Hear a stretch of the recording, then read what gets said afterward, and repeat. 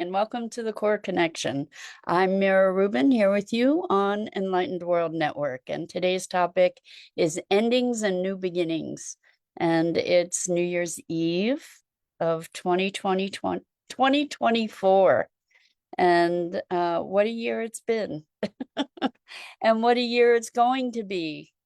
Uh, it seems we're in a time of accelerated change, and lots is on the horizon.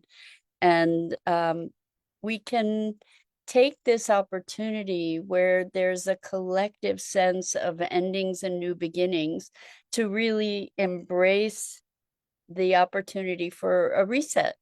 So that's what we're going to talk about. But before we get started, let's take a minute or two to get present. Let's take a deep breath in through your nose and hold it. And imagine clean, crisp oxygen flooding your lungs, flowing into your bloodstream, nourishing all your cells, all your organs, bringing vital life energy to your body and being. And as you exhale, exhale any tension, stress, negativity, fatigue. And now let's take another deep breath in through your nose and hold it. This time, imagine brilliant, bright light lighting you up from the inside out, illuminating, electrifying, and energizing all your cells, your molecules, your electrons, creating a brilliant beam of light and energy from your heart out into the world. And as you exhale, exhale any remaining tension, stress, negativity, fatigue. And now let's press our palms together.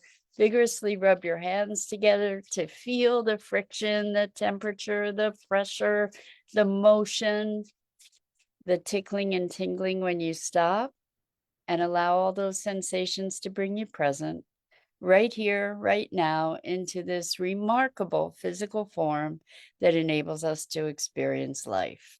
Welcome, welcome, welcome. So, New Year's Eve.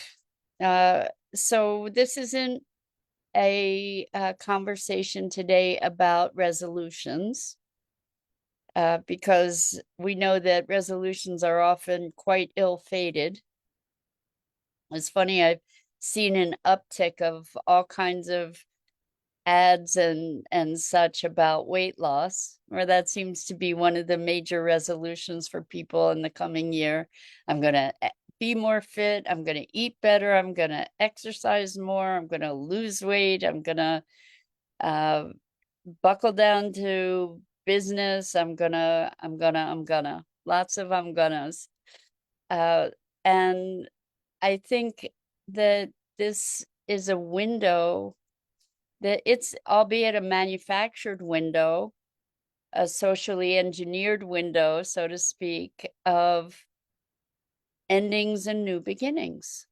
And I think, good morning, Jennifer. Welcome. So great to have you here with us this morning. Happy almost New Year. We're talking about endings and new beginnings. So I think this is a really good opportunity for a reset. And the reset is, it is culturally engineered. You know, lots and lots of people are doing this at this time of year. And thank you, Jennifer says Happy New Year.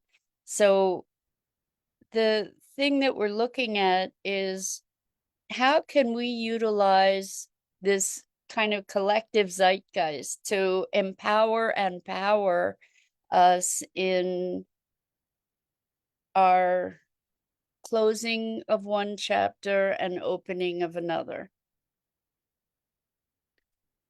And admittedly, we can do this kind of reset at any moment. We don't need to wait for New Year's to do it. We don't need to wait for an equinox or a solstice or any particular, or a birthday or any particular holiday to make certain kinds of awareness, to engage in certain introspection or awareness. But when there's this cultural momentum for it, I think it helps to feed the energy for us in whatever kinds of determinations or awarenesses and observations we make. And we could go into the new year just celebrating. Lots of people do that. And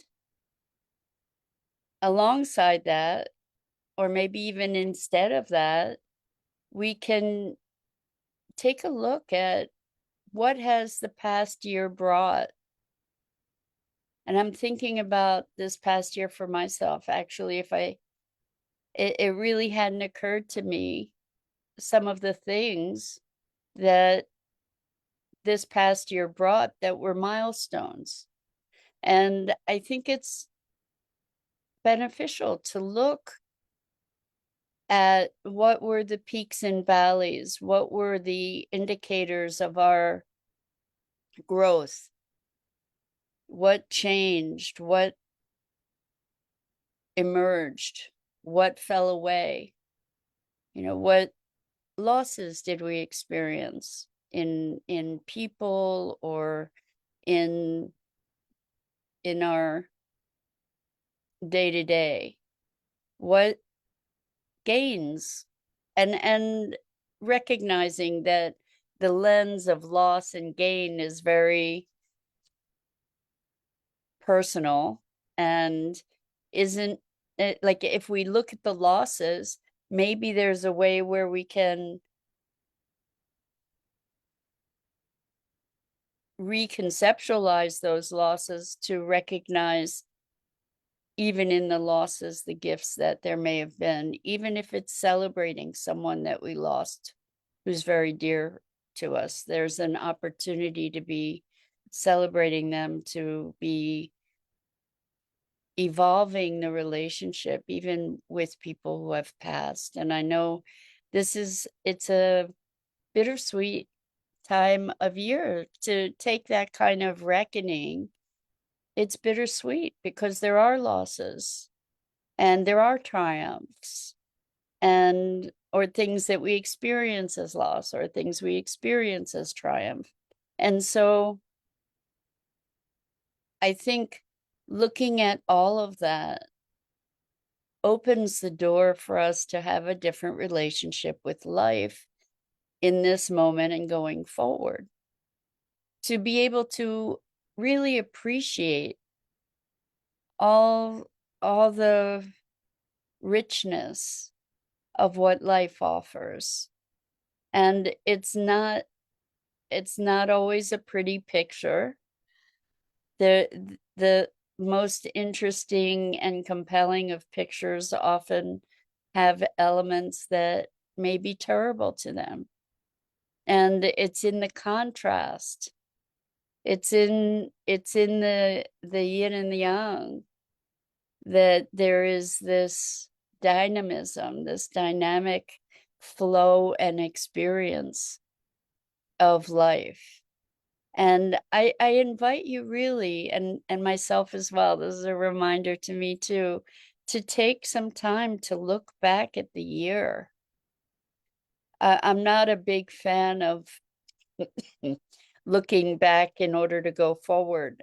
And we can take a moment to celebrate our growth, our new awarenesses, the richness of our lives, wherever we are, whatever our circumstances, even when things don't look great. We do have an opportunity to find things worthy of celebration. Again, this goes to the lens that we choose. But if we start looking for things that were great, we're going to find things. If we're intent upon that, if we look for things that were terrible, we're going to find things if we're intent on that. And so what in this past year, what markers can you identify for growth, where you've really grown, where you've moved past some of your discomforts to step into being a broader expression of yourself? So the questions that we ask really are a definer for our experience. So I invite you to ask really empowering questions about this past year. It's like, where did I grow? What was an extraordinary thing or three extraordinary things that happened during this time? What doors opened? And what doors closed that gave me a sigh of relief? What what highs and lows, and with the lows, what can I discover in those lows that can further me in my deepest intentions? You know, in other words, what can I learn? How can I create an opportunity even from those moments that were painful? So it's kind of exciting to look back. I mean, one of the ways that we can do that is to look at our calendars and see not just what we've done. It's not limited in any way to what we've done or what we've accomplished in a material sense, but what were the learnings? What were the gifts? What was the experience of life? Good morning, Sue. Hi, so good to have you joining us this morning. Happy New Year to you. Happy New Year to everybody who's joining us. We're talking about endings and new beginnings, and really embracing the richness of life by this backward look, rather than getting stuck in the past, which is something that's very all too easy to do. We're just looking back to say, wow, let's look at the movement. So the questions to ask, we want to be deliberate in the questions, such as what occurred that is moving me into greater fulfillment of the expression of my soul and my purpose, my vitality. What occurred that moved me toward that? And if it feels like, and I imagine that it could for many of us, feel like, no, it was a terrible year. Even in a terrible year, even if there's been incredible hardship and strife and what looks like setbacks, even in the context of that, we can look and say, what can I farm from this? What can I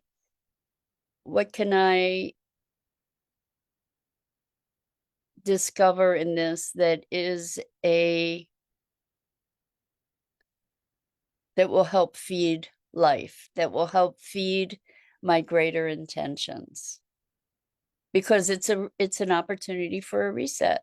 So even if we've been in a downward spiral, we have the opportunity to ask questions like, how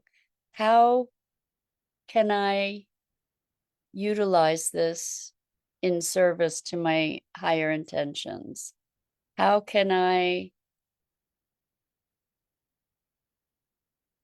bring greater vitality, life, fulfillment through these circumstances? How can I perceive this differently in such a way that I can start to experience and recognize the gift in it? So we have these opportunities at any moment, right? It's just that New Year's, holidays, birthdays, things like that, these markers have a greater collective energy about them. And I think another valuable, that collective energy can help to power our intentions. And I think another valuable question is, what new choices can I make? Or what choices can I make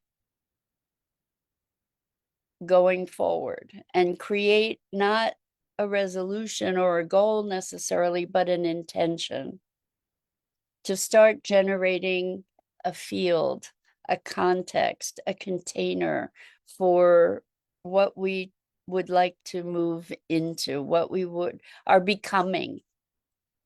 That's what we want to be discussing, is what is our becoming? Good morning, Rosalind. How great to have you here with us this morning. Rosalind says, Happy New Year. The self-talk is a bit kinder, less triggered, and a stronger knowing of spirit connection. Rosalind, that is magnificent. Thank you so much for sharing. I invite everybody to share in this conversation. Like, what are you noticing in the past year? What kind of personal evolution has emerged that maybe you didn't recognize until this moment of retrospection? To look back, I can say that I personally, I feel like I've deepened into a sense of peace and a deeper connection with life and flow, like allowing life to flow without resisting and fighting and grappling. And that's been a huge relief, to just let things unfold more gracefully while I have my intentions. So it's kind of like allowing oneself to use the momentum of the tide to go where I want to go. And I'm sure that if you look in your lives over the past year, you'll see transitions, even through rocky times. And I think that when we have difficult times, we tend to get fixated on them, and we tend to steep ourselves in the pain of them, and not and allow that pain to radiate and magnify. And the thing is that we do that often through our stories. And I'm inviting everybody to look at where the pain wasn't there. So, having had many years of experience in deep, deep depression, I can say that the way that I would characterize myself is that I was depressed in that time, and beyond depressed. And the thing is that during that time, I didn't recognize the fact that it wasn't every moment, that there were moments of joy, there were moments of peace. And what happened was that I would magnify the depression to sort of cancel out the goodness. And that's because I had this mindset of, I'm depressed. And so all the goodness that would come along, it would get dismissed or forgotten. And so that's why I'm inviting everybody in, even if it was a really difficult year, to source those places of grace also, and to create a more realistic, a more balanced view of what occurred. It's the glass half empty or glass half full. It's the same glass, and it has fullness and it has emptiness in it. And that's what I'm talking about in terms of this retrospective, that we look at the year and see, not say overall, well, column A, column B, it was a good year or it was a bad year. It was a year. It was a year. And all kinds of things happened during that year. And so the question is, what are we going to do with that?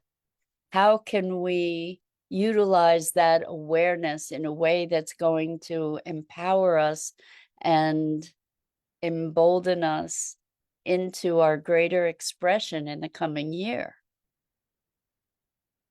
And again, recognizing it's an arbitrary delineation, but we can utilize the collective energy around that to power our intentions. And the beauty of intentions, as opposed to resolutions or goals, is, to me anyway, they're more forgiving in allowing us to stray and then recommit, redirect ourselves, recalibrate. And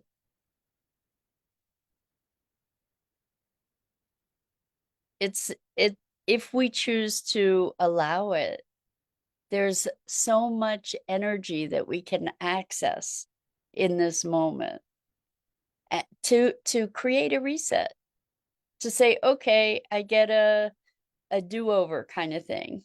And not even just a do-over, but a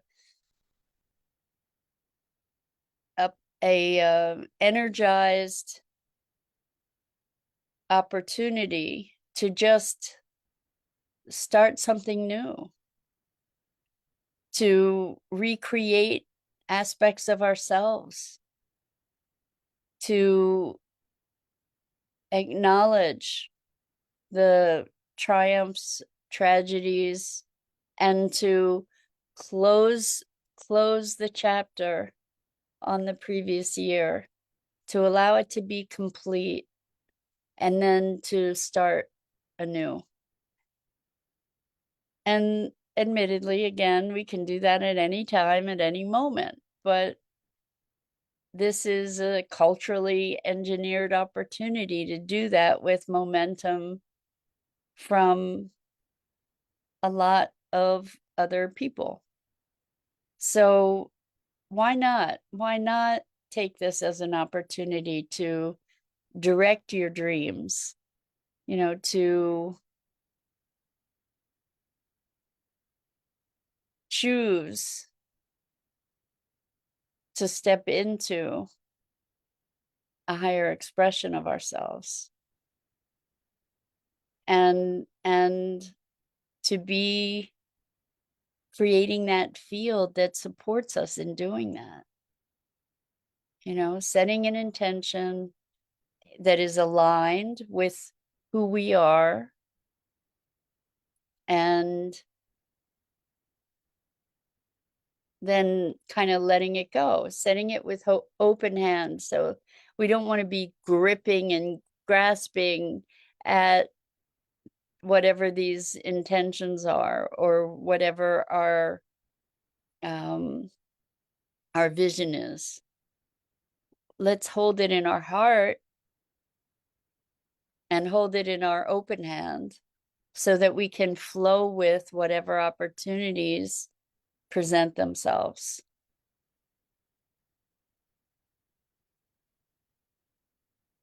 And part of that, not a minor part of that, is being willing and able to step outside of our ideas of who we are, how we think things should be, or fighting against how we think things should be, and to connect more deeply with that inner alignment, that inner voice, that inner guidance that really can take us to the fulfillment of those intentions. And in likelihood, it's the source of those intentions. At least when we source our intentions from that place, that's when miracles happen, when the universe supports us in fulfillment of our highest dreams and potentials. So I invite you coming into this new year to utilize this transitional energy. Utilize it to give you the momentum to move into greater expression of your desires, of your soul, of your purpose. And so, hello, Shosha, welcome. Happy New Year. We're just wrapping up with wishes for our greater fulfillment in the coming year, for finding greater flow in life and finding greater love in our hearts and connection, and to enjoy the ride, bumpy or not, just to find a way to be present to the richness of life on all its many dimensions. So that's it for today. Happy, happy, happy New Year. And even if it isn't happy, may it be rich and fulfilling. And I'm Mira Rubin. This is the Core Connection. I go live here each weekday morning at 9 a.m. Eastern on the Enlightened World Network Facebook page and YouTube channel. And I invite you to please like, follow, and share Enlightened World Network and me. The links are in the description. And it's such a privilege and a pleasure. I'm so grateful to have the opportunity to share this time with you for our morning musings. So until next time, so much love to you.